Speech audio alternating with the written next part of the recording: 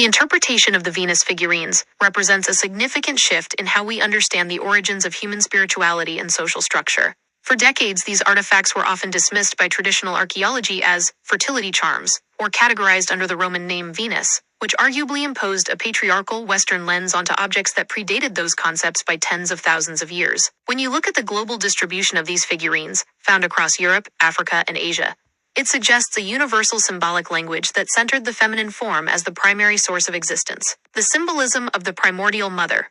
The physical characteristics of many Paleolithic figurines, such as the Venus of Willendorf or the Venus of Lesbeuge, feature traits like steatopygia.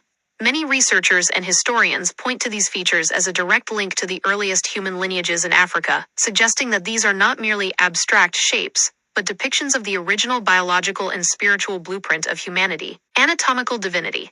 The emphasis on the breasts, abdomen, and vulva serves as a map of creation.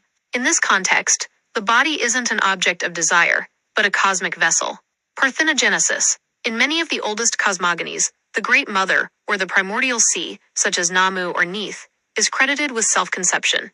These figurines can be seen as the physical manifestation of that power, the ability to generate life and order from within oneself without a secondary catalyst. The patriarchal redefinition, the labeling of these items as Venus, is a prime example of historical recoding. By naming them after a deity associated with romantic love and beauty in a much later patriarchal pantheon, the original meaning of supreme creator was diluted. Global remnants and hidden histories. The idea that these representations were left as anchors for memory is supported by the sheer persistence of the Mother Earth archetype. Even as societies shifted toward patriarchal governance, the language remained. Nature as mother. The biological reality that all life emerges from the womb translated into the spiritual reality that the earth itself is a living maternal entity.